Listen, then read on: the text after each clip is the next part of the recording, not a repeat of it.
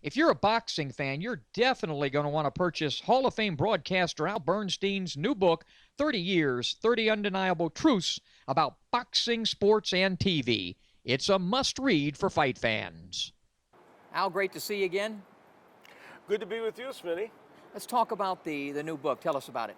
Well, it's called 30 Years, 30 Undeniable Truths About Boxing, Sports, and TV. And it's kind of a compilation of a lot of the experiences I've had and the events I've covered and some of the interesting and fun people I've met. And I hope it's a kind of a humorous, fun telling of those events. I love the title.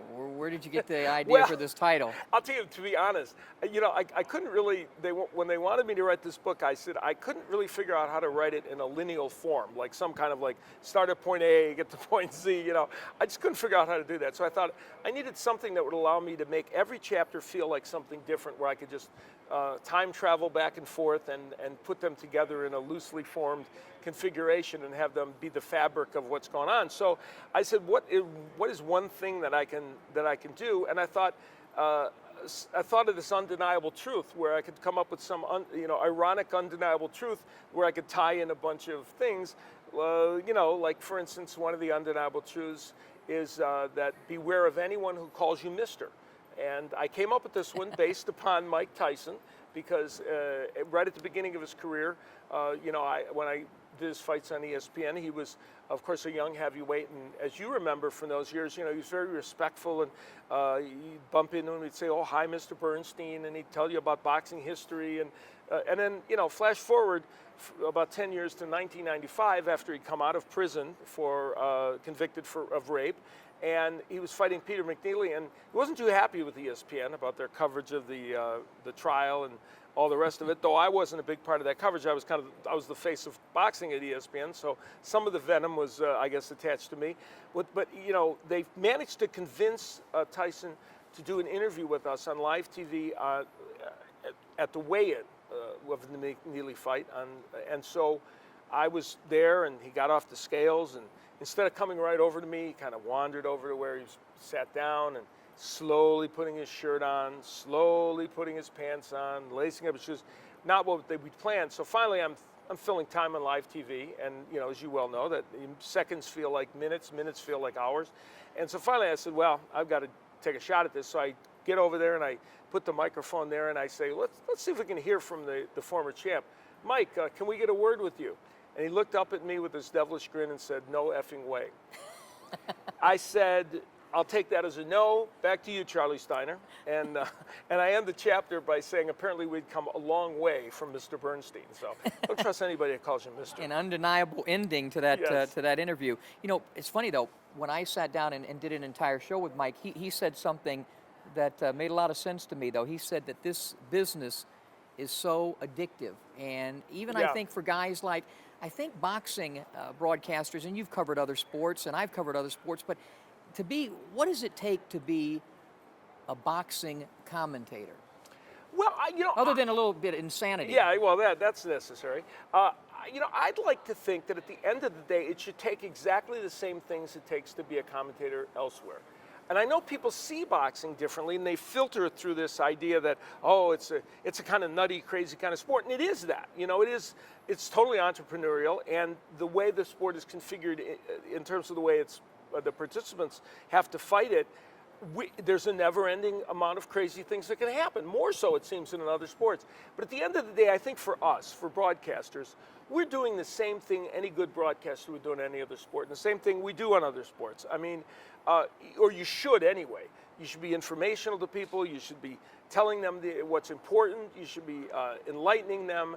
And, so I think, and that's why the really good sportscasters, that, especially the ones that do play-by-play or hosting, that have come on to do boxing with me from other sports, some of them are not boxing experts, but some have done an excellent job. I think it was the great Jimmy Cannon who called this the red light district of sports. Yeah, it's true. And you're right. To do the job effectively, you have to treat it like another sport, Right. break it down, tell the story. But we certainly come across different characters in this Oh, sport yeah. than in any other sport. I can imagine in the book you must have stories about a lot of those characters. Oh my God, yeah. No, it's true. Well, here's one. Kenny Bang Bang Bogner. Again, it's going to sound like the whole book is about people swearing, but it's actually not, believe it or not. But Kenny Bogner, who was the lightweight fighter years ago, was on ESPN in the early '80s, and he had this rabid following that in Atlantic City that would follow him, and he won this fight against Cato Wilson. It was the ESPN Fight of the Year, and I'm interviewing afterwards on ESPN, and the fans are still all around there chanting and cheering, and he's got this hood over his head, and so the noise is really loud. And I asked him some question about how he won the fight, and he looks at me and he said, "Al, I didn't hear an effing word you said." And then I repeated the question much louder. And he said, "Oh, now I heard you. Before, I didn't hear an effing word you said." So it's like, you don't really, although you do encounter that sometimes in other sports, you don't always encounter it. And so there is a colorful, and then I talk in the book about some of the crazy things that have happened in between rounds with trainers and whatever, which is pretty nutty. But yeah, there are a lot of characters in boxing. And that's the part that makes it fun, I think, and makes it interesting. And I know you get a lot of this. I have people coming up to me all the time, youngsters that want to become a boxing commentator, a boxing broadcaster. And what in this book would perhaps help them in that area? Well, I hope that the part that they would take away, I do have a chapter in there, actually, and I don't know if this helps them or doesn't help them, because the undeniable truth is advice can be both right and wrong at the same time. And I took it because Don Dunphy, the great boxing broadcaster of 4 decades, who I got to meet in 1986 when I interviewed him on ESPN's boxing show, became kind of a mentor and a friend to me after that. And he was my idol growing up as a child.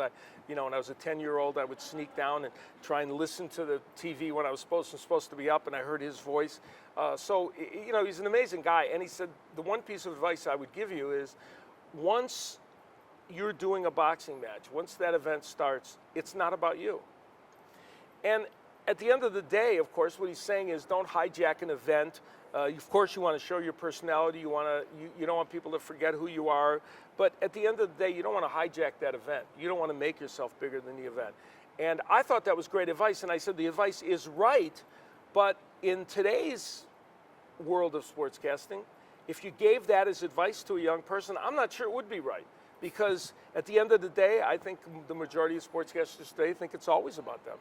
One of the other things I think that causes this sport to be so addictive is the athletes involved. I always say fighters are the most common and uncommon of all athletes I've come across. Your thoughts on fighters? That's a good way to put it. Most common and uncommon, and that's a great phrase, because they're common in that they are. When you interview fighters, and you and I have interviewed thousands, they're really regular guys, aren't they? Most of them. The big superstars, they're already superstars, so they're like any superstars, whether it's musicians, actors, or whatever. They're living in a different kind of bubble. But the average boxer is way different than the average baseball player, let's say, or football player who are pros, because those people already are at a certain level.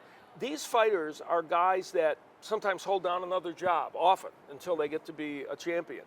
They're fighters they're athletes who are really very generic kind of good guys who you would think would be your neighbors, and they're not taken with themselves, and I'm sure you'll agree with this. They're much more accessible to the media and much more willing to sit and talk to you than most other professional athletes. And yet they're uncommon, right, in that what they do is dangerous and it's difficult. The last time I was with you, it was in Canastota, and you were being inducted into the Boxing Hall of Fame. You've had some time to think about that now. How does it feel? Oh, it was surreal at the time, obviously. And now it's funny, I look back on it, and as more time passes since it, I'm almost able to appreciate that weekend even more, and appreciate what it is. I think there's 7 broadcasters in the Hall of Fame, counting me, and so I feel like that's just a huge honor. And the Hall of Fame, Boxing's Hall of Fame, is very generous to those people who didn't get there by being in the ring. And anyone that saw me fight as an amateur would know I would never get there based on what I did in the ring back when the dinosaurs were around. I was an amateur boxer, so as time gets more longer after it. I have even fonder memories of that whole weekend. But I think I take it as a validation maybe of what you've done in the past, but it also energizes me for doing things in the future. Speaking of things in the future, you know what happens when you do a book, right? You got to do another book. A sequel, A sequel. yes. So are you working on that Godzilla yet? versus Rodan 2, right? Yeah. Or Rocky 12. Mothra, yeah, that's right. Rocky 13, where Rocky beats up everybody in the nursing But I would home. imagine when you're doing a book like that, 30 undeniable, you come up with 60 undeniable. It is true. It's terrible. You and I were sitting here, and you brought up a story involving both of us that I should have put in the book, and I didn't, and it would have fitted perfectly. And I've had that happen. Now he tells us during this broadcast. Yeah, well, I think I had in the book, the greatest broadcaster in the history of the sport was James Smith. I'm pretty sure I put that in there. Get out and buy this book. Order dozens of them. Dozens. I'm pretty sure. Or no, maybe that's in the sequel. I'm not sure. But yeah, it's funny you're saying that, because after I got done with it, and then people have been coming up and telling me stories of other things, and even in doing it, I realized I could have put a lot more in it. So I'm hoping, first I'd like to have this one be successful, and it's doing very well right now. But I would write another one, because I do like the format, because it gives me a chance to kind of go in different directions, but we'll see. Well, I'm sure everybody will enjoy it. I have not had the opportunity. I can't wait to sit down and enjoy it, because I know it's going to be great, because really one of the things, no matter where you and we did fights all over the country, and some of the cities were fine and some weren't so glamorous, but no matter what the event or who we were covering, it was always great being a broadcast partner of Al Bernstein. We had a lot of fun. We had a lot of fun doing those fights, and hopefully we'll in the future. And you're right. There's something about the sport and television, and a lot of this book is about sports television, that I think breeds interesting things happening. And that at the end of the book I say, for the most part, the reason to write this book is somebody once said that great experiences and great people you meet are worth sharing with others. And that was the whole point of the book. I didn't have any agenda. I just wanted it to be entertaining and fun. And at the end of the day, I hope that's what it is. Best of luck with the book. Great seeing you again. Thank you. All right, Smitty, thanks.